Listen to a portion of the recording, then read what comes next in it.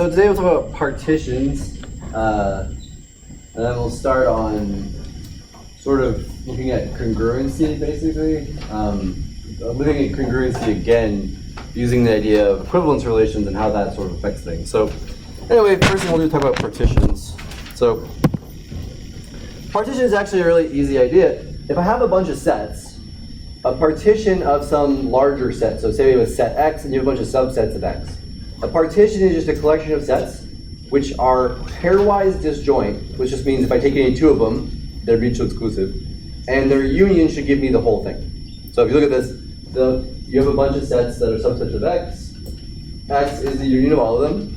And two, as long as the two sets aren't the same, their intersection should be disjoint. Sometimes the way we index them, you might have it that like two sets are actually the same set, just based on how you choose to index the two sets. But anyway, any two sets which are actually different sets will be mutually exclusive. So this is what I mean by partition. Basically, you can break up all of the elements into their own small subsets that don't overlap.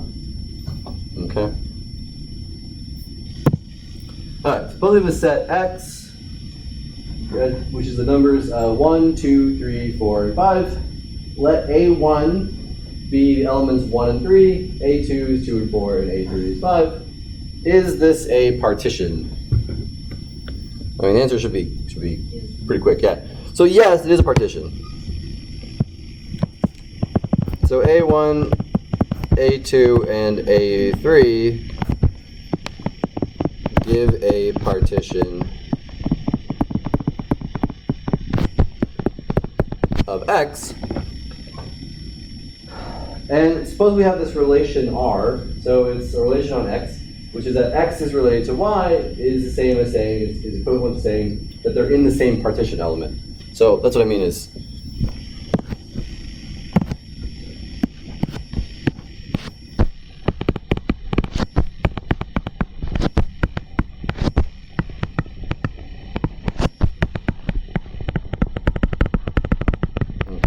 so they're related if they're in the same partition element. So what can we say about this relation? So I guess that's sort of a vague question. I want to know, is that an equivalence relation?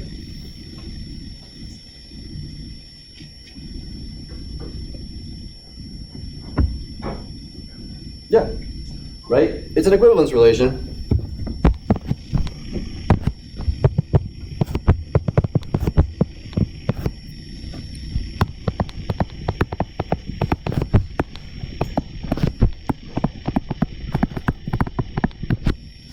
Okay, it's reflexive.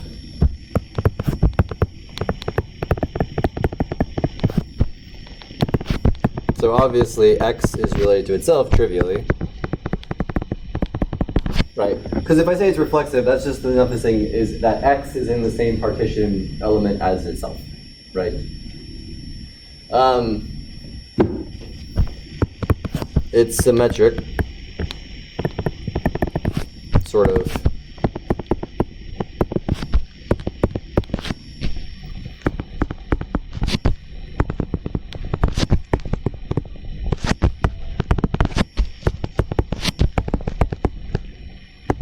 Okay, sort of. It's trivial that it's symmetric and reflexive.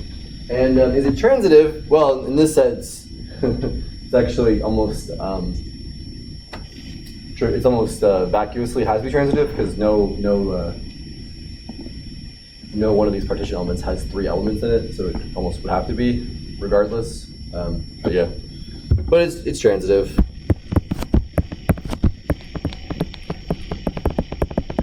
Okay. If X is related to Y and Y is related to Z, that implies that X and Y are in the same AI. And Y and Z are in the same AI. And so that tells me that X and Z are in the same partition element. So i.e. X and Z are related. Okay? So it's an equivalence relation. Okay. Now let me ask you a question. Is there anything about this proof that's specific to this particular example? No. There you go. All right. What about this one? Consider the set AR, which is all Z in Z, such that Z is congruent to Z. Z is congruent to R mod N. Is this a partition? Yeah.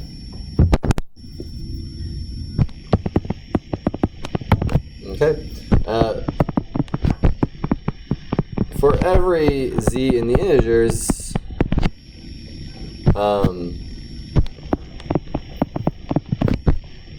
we can divide Z by N using the division algorithm.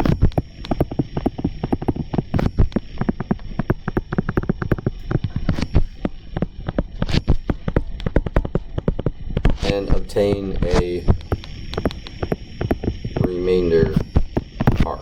So basically, the division algorithm says, right, that you can always find the remainder when I divide Z by N, and that will be R, right? So that means that Z will be in AR.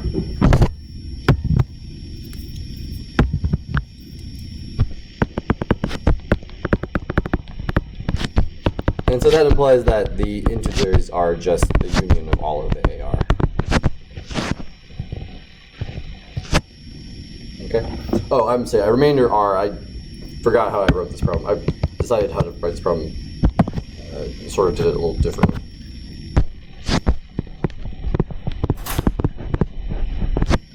So the remainder R, where R has to be between 0 and n minus 1. Or it can be 0, I guess. So. There.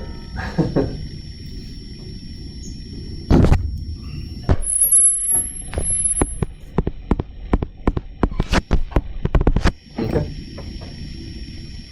So that's what the division algorithm tells us, is that when I divide by n, I'll get a remainder from 0 to somewhere between 0 and n minus 1. And as far as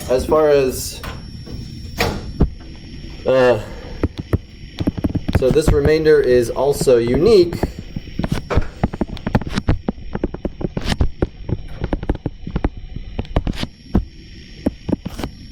So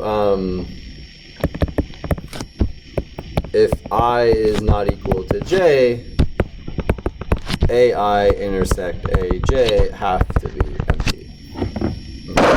So basically, the remainder given by the division algorithm is unique, right? So if I divide, say, a number z by n, I get a remainder r. You can't get two different remainders, which is the only way z could be in two different partition elements, right? Is if you got two separate remainders. That's it. Okay. So this is a partition. Any questions?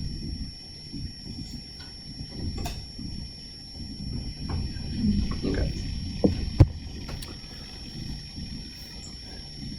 All right, here is a relation on the set X, which is 1, 2, 3, and 4. And so just define a collection of subsets AN is all of the X and X, so that NX is in R. So ask, does this collection partition X? So I'll give you guys a minute to think about this one. Is this a partition?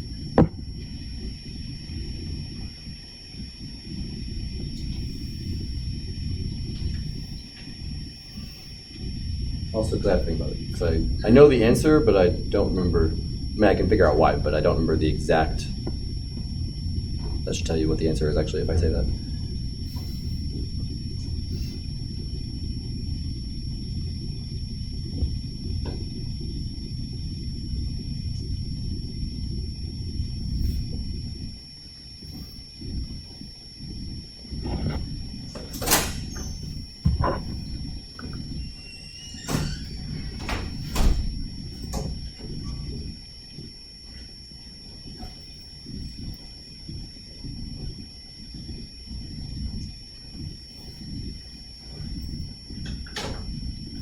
Okay, well, the easiest way to do this actually is to just write out all of the partition elements, and then you can just look at them directly and see. Right? So what is A1? A1, right, is all of the relation is all of the elements of X who have one in the first, where there's a one, where there's an ordered pair in the relation with a one in the first entry. Okay, so A1, right? So where are all of the elements that have a one in the first entry? Here, here, and that's it. So A1 would just be 3 and 4, right? What's A2? A2 are all of the elements of X such that there is an ordered pair in here where the first entry is 2. Right, again, the first entry should be 2. So first entry is 2. So 2 is in there, and 3 is in there, and that's it. 2 and 3, that's it. And then A3, all of the elements of X, so that there's an ordered pair in R where the first entry is 3. So that would be 1, and first entry is 3, right? 1, 2, that's it. And the last one is all of the elements of X, so there's an ordered pair in R where the first entry is 4. So that is 3 and 4, and that's it. Okay, so now that you can see the actual partition elements, I called them partition elements. Now that you can see the complete index collection of sets, do those sets partition X? No. Yeah. So obviously the union of, let's say, A1 through A4 equals X, clearly, but for instance, A1 intersect A2 is not empty. It's not the only pair which are not disjoint, but it's one pair. Okay. So if it was a notice that A4 is the same as A, right? You don't really need A4. It's the same as A1. So if you intersect A1 and A4, that intersection is not empty, but that actually doesn't matter because again, remember, the rule is any two sets when you intersect them, if they're not the same set, then their intersection should be empty. So it's actually okay for A1 and A4 to be the same, but I have two distinct sets. Like A1 and A2 are different sets that have a non-empty intersection. So that means it's not a partition. Okay. Like if this one only contained like 2 and that one contained only like 1, then these 4 sets would still be a partition, or would be a partition. But because there's a non-empty intersection, those two, it's not. I guess then it's A1 and A4, doesn't matter. Okay. I guess I should write that down. So I'll say note A1 equals A4. So it doesn't matter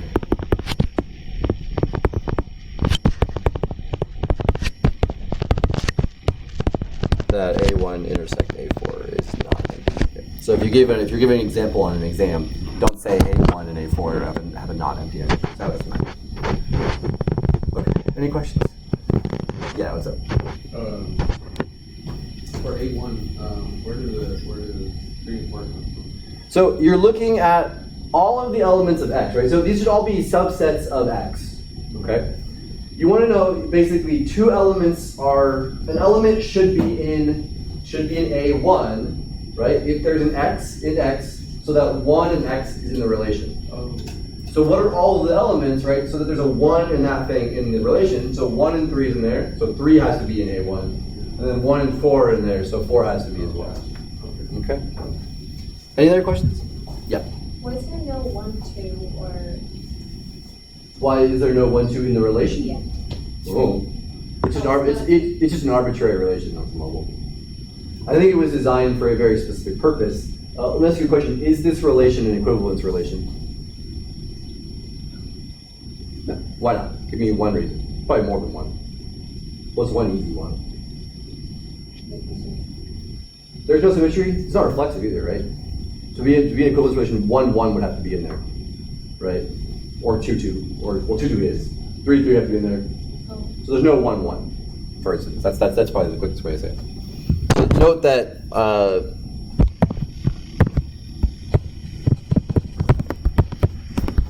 R is not an equivalence relation. So just as a heads up here.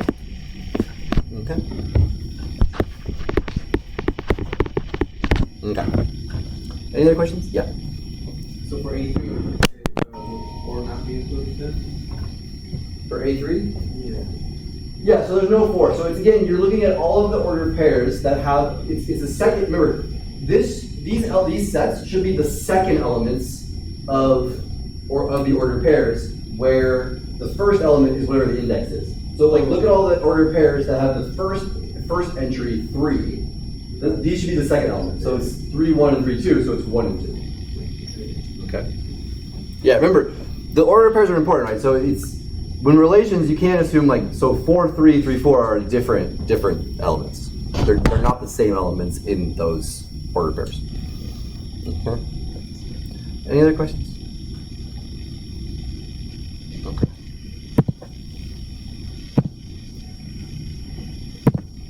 I don't know why I did this space, sorry. For instance.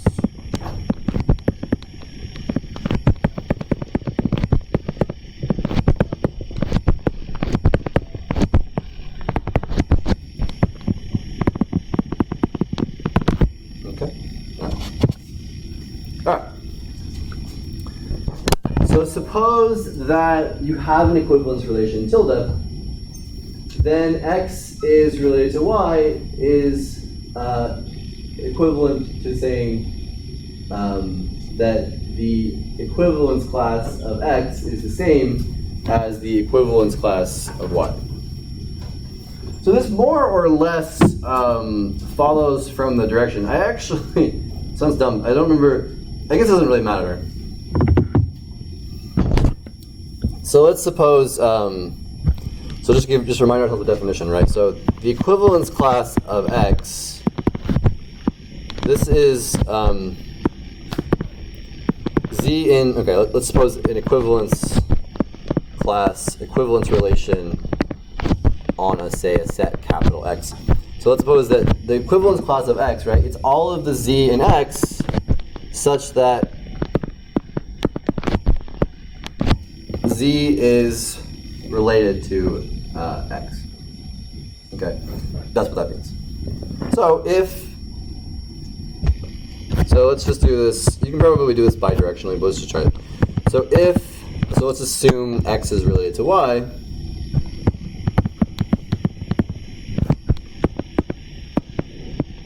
Okay. Then let's just say z is in the equivalence class of x, that implies that z is equivalent to x, and this implies that z is equivalent to y by transitivity.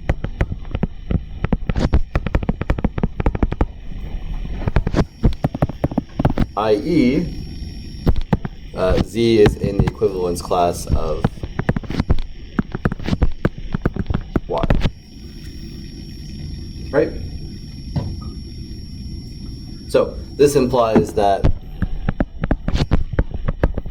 the equivalence class of x has to be contained in the equivalence class of y, but y is equivalent to x by symmetry.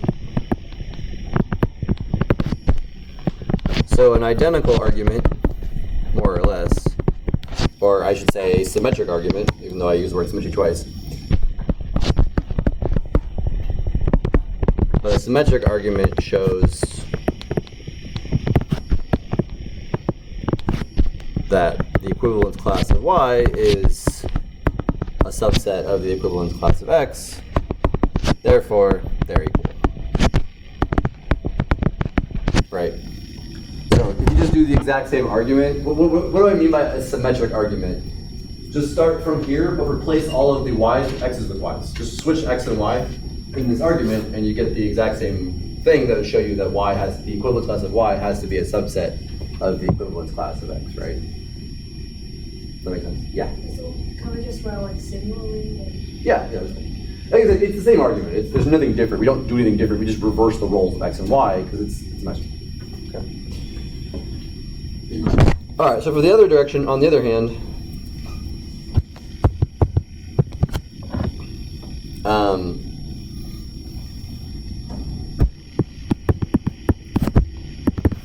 assume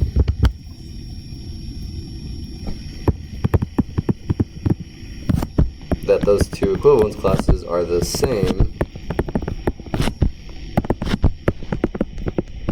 since X is in the equivalence class. Since X is in the equivalence class of itself, this implies, since those two sets are the same, X is in Y, and that implies that X is equivalent to Y by definition. Right? Because the definition of equivalence class is all of the things that are equivalent to Y. Right? So that's all. That one's more straightforward. Any questions on the first?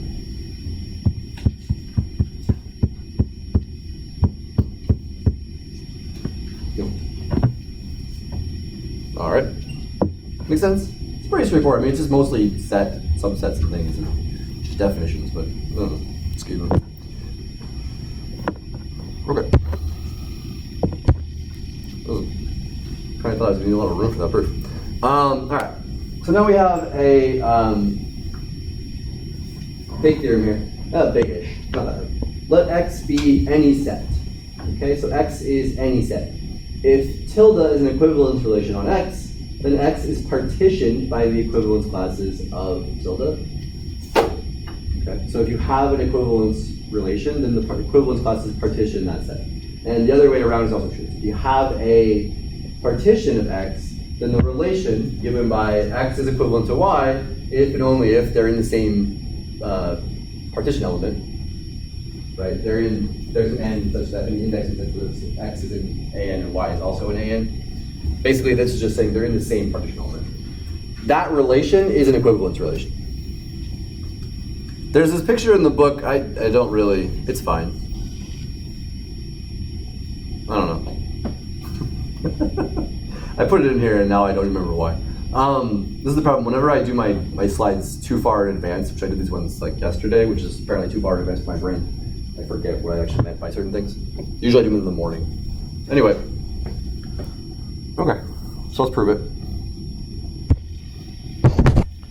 Alright, so for one, what I want to show, the equivalence classes partition,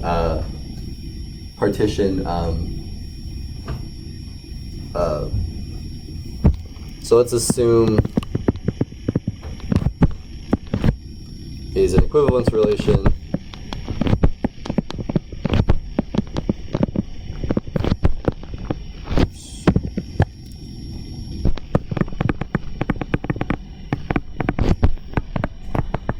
and I'll show that the equivalence classes partition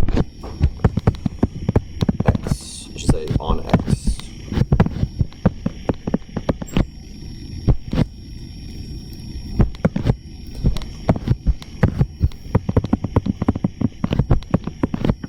Okay.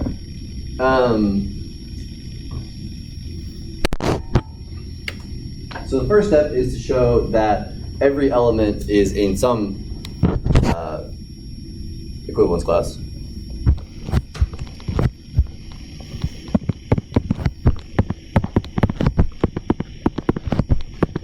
If X is an X, right, then what partition element is X in? It's in its own partition. Yeah, it's in its own equivalence class, which implies that X is the union over all X and X of its partition element, of its equivalence classes. So you can literally use X to index the equivalence classes, right?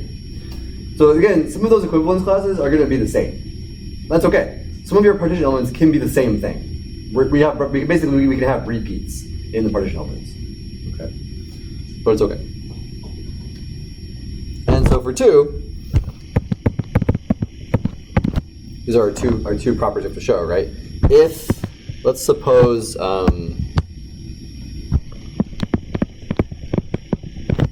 suppose that X, the equivalence class of X, is not equal to the equivalence class of Y.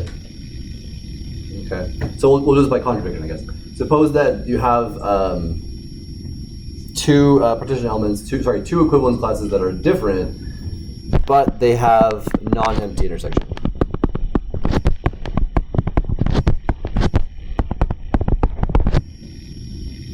Okay, so what's the proof?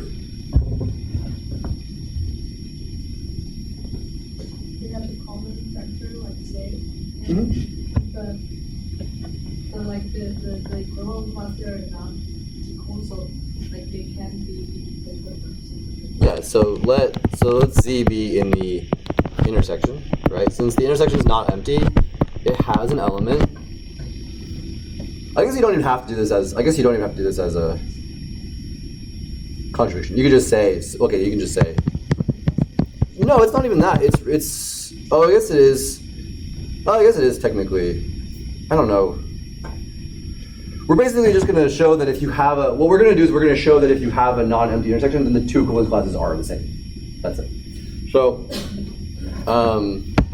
so let me just say, suppose that you have a non-empty intersection, then if Z is in both, then Z is equivalent to X, and Z is equivalent to Y.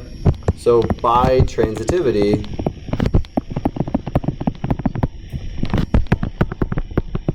X is equivalent to Y, and so by our lemma,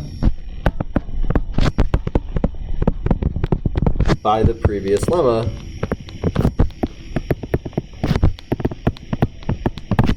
okay. So what that means is there's only two options. If you have two equivalence classes, either they're identical or they're empty. Because if they have anything in common, they're completely the same. That's it. And then proof of two, we actually already did it. See the earlier example, see the first example in the class.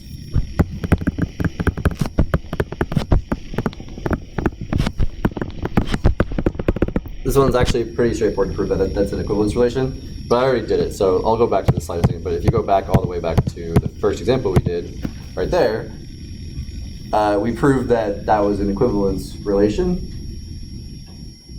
This proof is identical. There's nothing about this particular collection of sets that's used in this proof. It's completely generic. Like this proof works for any collection of sets. So it's the same proof. Okay. Any questions? Any questions on this proof right here?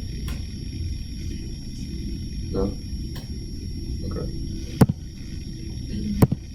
All right. So equivalence relations are neat because there's a lot of like cool geometry that you can do with them, because you don't really think about like a lot of geometry as being equivalence relations, but a lot of like interesting sets, or basically a lot of interesting differentiable manifolds, things you might have heard of, like the Klein bottle, Mobius strip, weird stuff like that.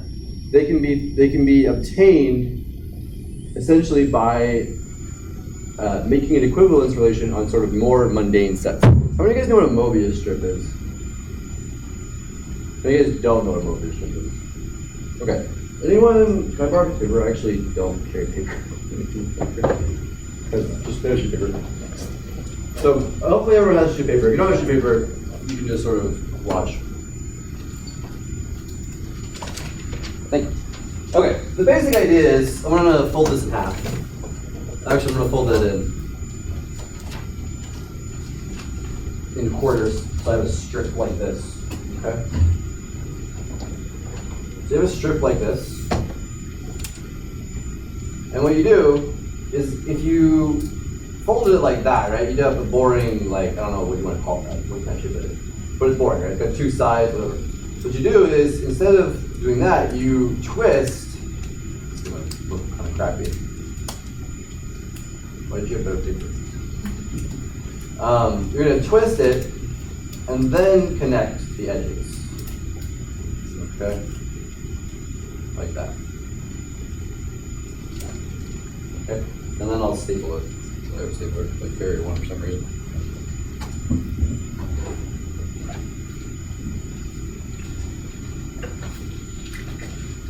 Okay. So I'm gonna staple it so it's end, so it's perfectly. I want to make it so it's, you know, matches up like that.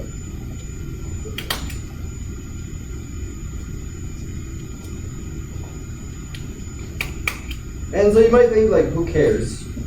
Valid question. But if I take out a pen, you're doing this at home, you're doing this in the seat, feel free. If you draw, right, got your pen, along a side, start on the outside, just follow along. It's harder to do than it looks. Okay. Just, all right. Just keep drawing, follow along, go.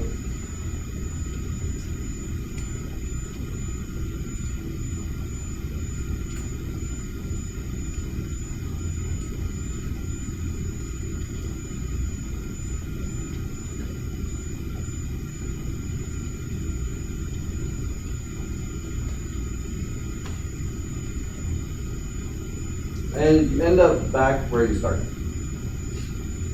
So what happens is this figure, this is a two-dimensional manifold. It's 2 dimensions. The paper has no thickness, so it's a strip that twists back and connects itself, right? It only has one side, right?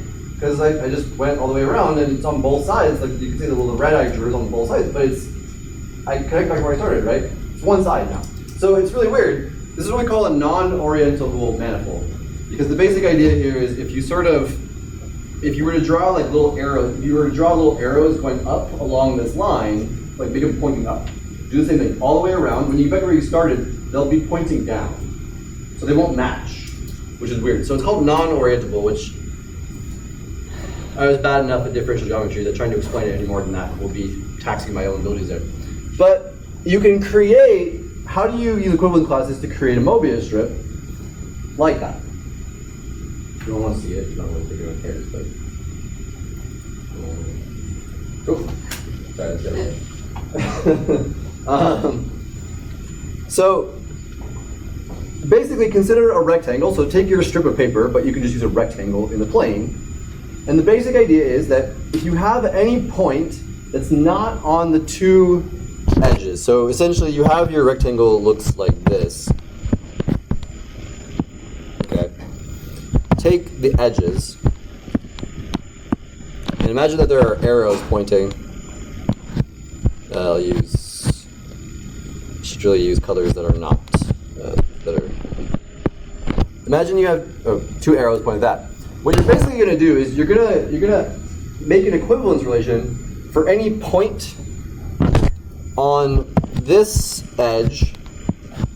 Any point along this edge, it's going to be matched up to a point on the other edge, but not the point that's directly to the right of it. It's going to be basically the point that's equidistant from the bottom one. So it's going to be equivalent to that point.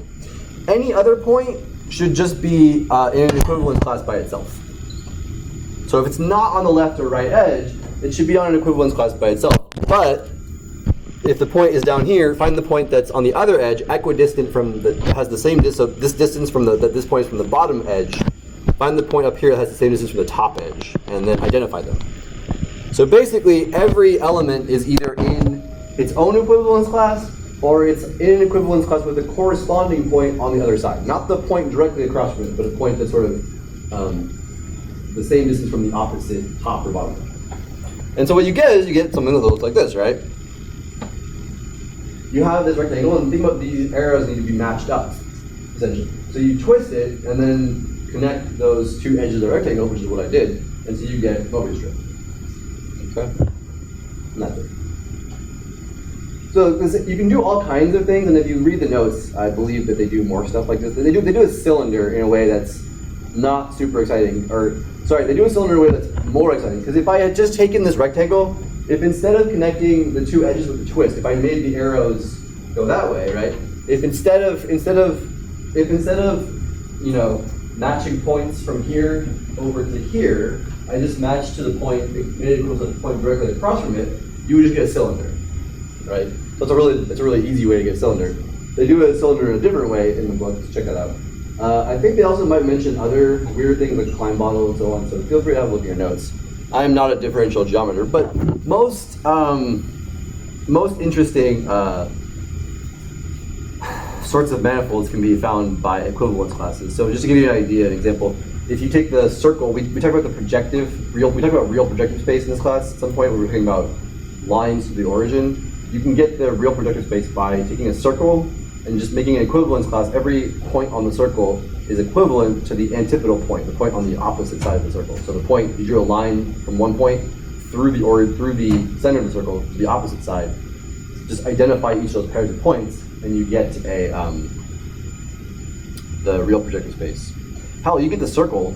Just take the unit interval from 0 to 1 and make an equivalence relation or a partition. Every element is related only to itself, except for the 0 and 1. Make those 2 points equivalent, and what do? You take the interval and then you just make a circle. Right? Because basically, think about it as it's the interval where if you go to 1, you just start back around to 0 again. So that's what a circle is. It's basically just a unit interval, an interval where you just identify the 2 endpoints. Anyway, any questions? This is more fun than actual stuff we have to know for the class, for later on, but nevertheless. No. All right, so that's it for 7.4. So we also want to cover some of 7.5 today. Now 7.5 is weird. I was talking to my friend about this on Monday, who's taught this class before, and it's like a thing that I don't find it particularly. Nothing is like that hard about this. It's mostly just that you have to kind of wrap your head around one particular thing, and once you figure that out, it's pretty straightforward. But it's a little bit hard the first time you see it, I guess is what I would say. All right, so in this following theorem, for a fixed n in n, define, so we'll use tilde sub n. So define a relation on the natural numbers. Really, you can do it on the integers, right? No. Integers, natural numbers, doesn't really matter. Okay, it should be integers, because you need 0.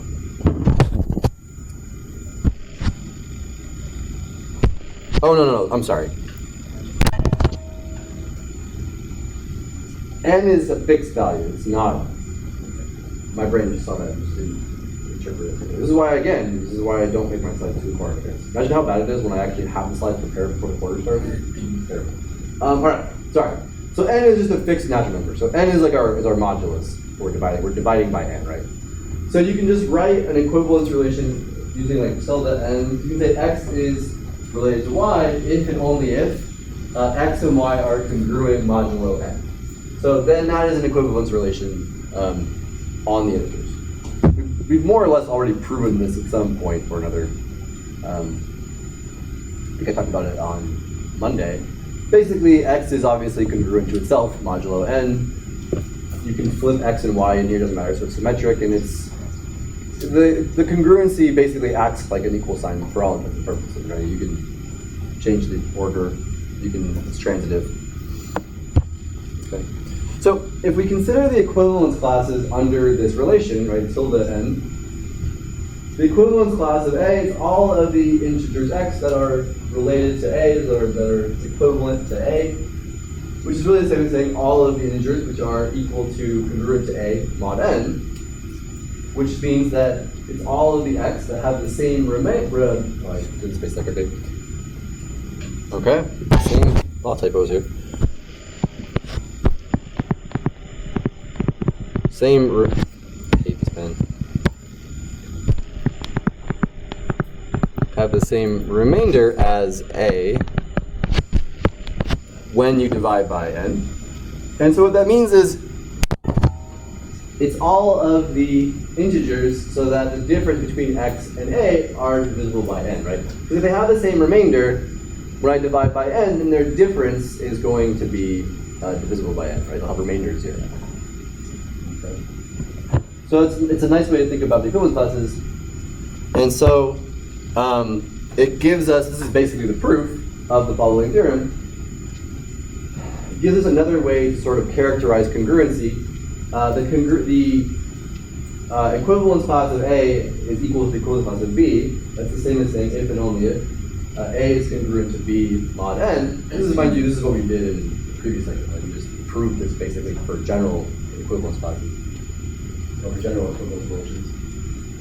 If and only if there's a k, so that B is equal to A plus K. So this is just like saying right? B minus A is a multiple of N, or B minus A is equal to Y. So we can always rewrite things. If we need to change sort of our equivalence class that we're using, we can always sort of do it like this. If I want to talk about the equivalence class of A, which is the same as the equivalence class of B, if I want to use like A as my representative, I can use B instead by using sort of that formula. Okay? Any questions so far? Okay. Where are we going with this? Well, we basically want to define the ring, the ring of finite rings, basically, Zn. So if we look at the quotient space, so remember, if we have an equivalence relation, the quotient space is just the set of equivalence classes. So if I have Z modulo this relation, what we said, Z mod relation, okay, this is the equivalence classes that you get. So obviously, every element in the integers is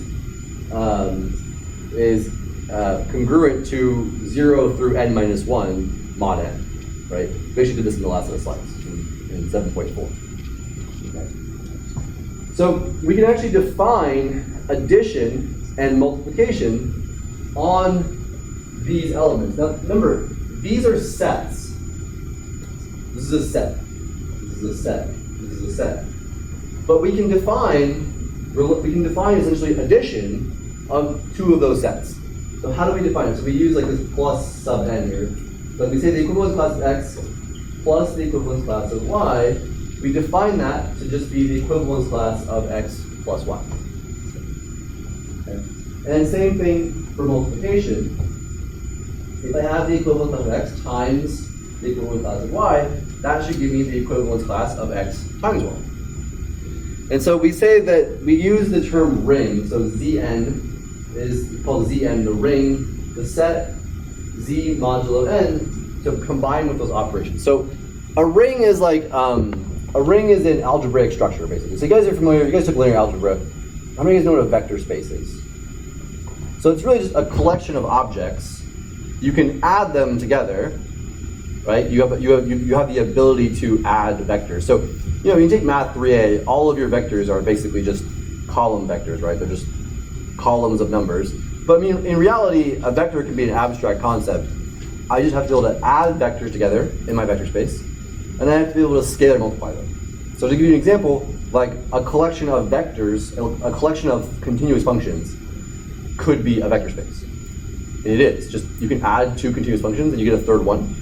I can scale continuous functions by real numbers. So like function spaces are vector spaces. So a ring is just a different kind of algebraic structure. It's a set of elements. You have to be able to add the elements together. But unlike a vector space, which has scalar multiplication, you need to be able to multiply the elements together.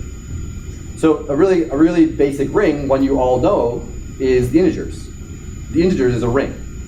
Because I can add two integers together, I can multiply them together. So the collection of integers with addition and multiplication is called the ring of integers.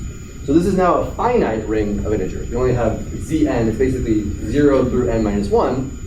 And again, we can think of those elements as being the equivalence classes under congruency mod n. And so how do I add and multiply? This is how we do it. Now, if you look at this, there should be a question that you're asking. And if you don't ask it, that's actually okay, because honestly, I don't think I would have thought this far ahead if I was in your seat. So if you can get it, you're probably better at it than I was at your age. What's an obvious question you should ask about this?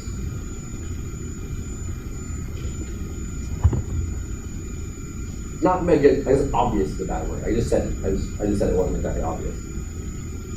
But something you might think about when I'm adding two sets like this. Yeah.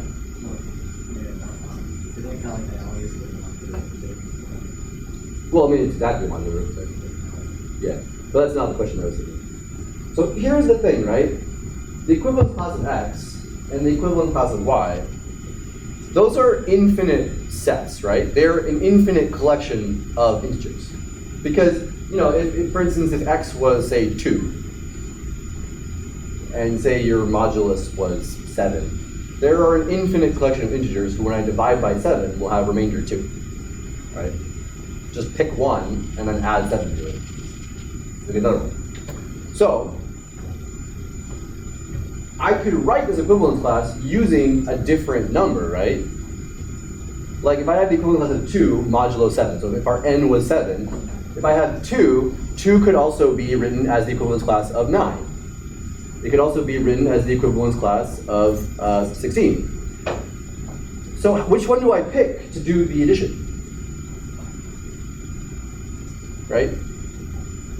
That should be an honest question. Okay. Same thing with multiplication, right? So like for instance, if I had, say, 2 and 5 modulo 7, if these were the equivalent class of 2, equivalent class of 5, right? I should get 2 plus 5, well, I should get the equivalent class of 7, which is 0, mod 7. But what if I instead had used 9 and 12? Or 16 and 26? Anyway, that's all I have for today, so I'll let you think about it, and we'll come back and answer that question on Friday. Okay?